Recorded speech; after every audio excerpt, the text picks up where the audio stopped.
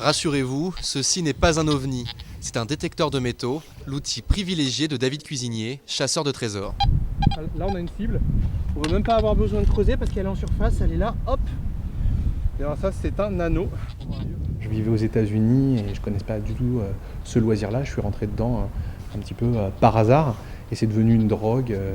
Et puis pourquoi ne pas travailler dans son domaine, surtout qu'il y avait vraiment quelque chose à faire dans ce milieu. Donc j'ai eu la chance de pouvoir vivre de ma passion.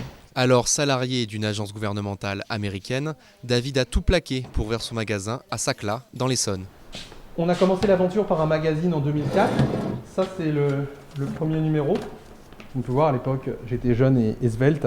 Âgé aujourd'hui de 39 ans, David vit de la vente de matériel de détection. Son entreprise a réalisé un chiffre d'affaires d'1,5 million d'euros en 2016. Ça, c'est les toilettes / pièces à détecteur. Ça devrait le faire.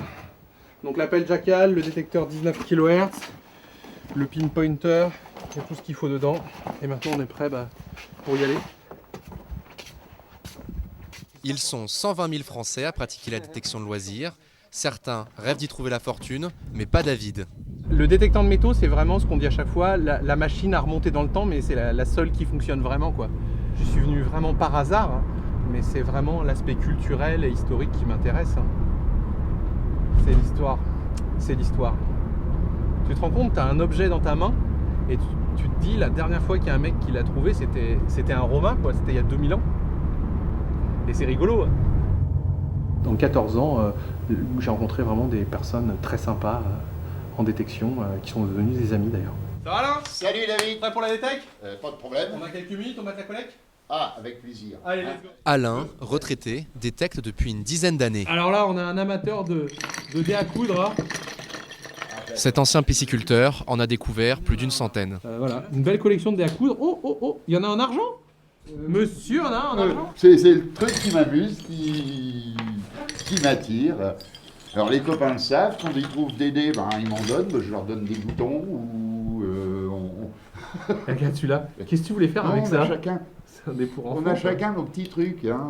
Je les ai mis, c'est les boutons. David, lui, préfère les pièces de monnaie.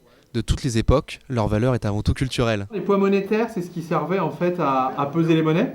Là, on a quand même 700 ans d'histoire monétaire française sur la table, quoi. Et votre plus belle trouvaille? La plus belle, moi, c'est la première trouvaille toujours, donc c'est la première monnaie qu'on fait. Je dirais ça a été mon premier dé à coudre. Voilà, toi, t'aimes les dés à coudre. Donc, c'est mon premier dé à coudre. J'étais content comme tout.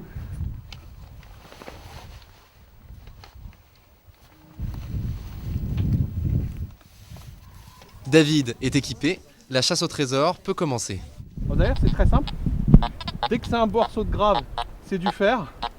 Et dès que c'est aigu, c'est bon.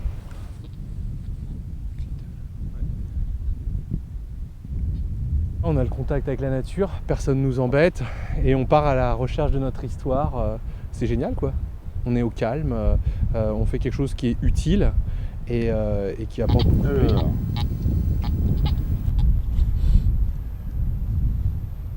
Ah ouais? Non, c'est un morceau de double. C'est plombeux. Non, c'est plombeux. Ça Ah, aurait pu être un truc sympa, mais non, en fait. Plomb, non. Dommage. C'est pas tous les jours Noël. 1-0. Ah ouais, il gagne déjà 1-0, là, ça va pas du tout. C'est un double tournoi. Donc c'était une pièce post-médiévale. On trouve ça à partir de 1500.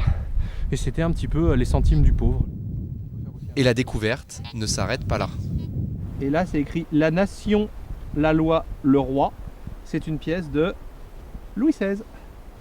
Voilà, on est heureux, mais au-delà de l'objet en lui-même, encore une fois, c'est le passé qui ressurgit et on se dit, voilà, notre patrimoine, il est là, à quelques centimètres sous nos pieds, il y a juste à se baisser. Vous êtes un peu un explorateur des temps modernes. Explorateur des temps modernes, peut-être, oui. C'est pour ça que quand on nous appelle au standard, il y a la musique Indiana Jones, oui, c'est un petit peu le rêve de tout le monde. Qui n'a pas voulu être astronaute ou archéologue?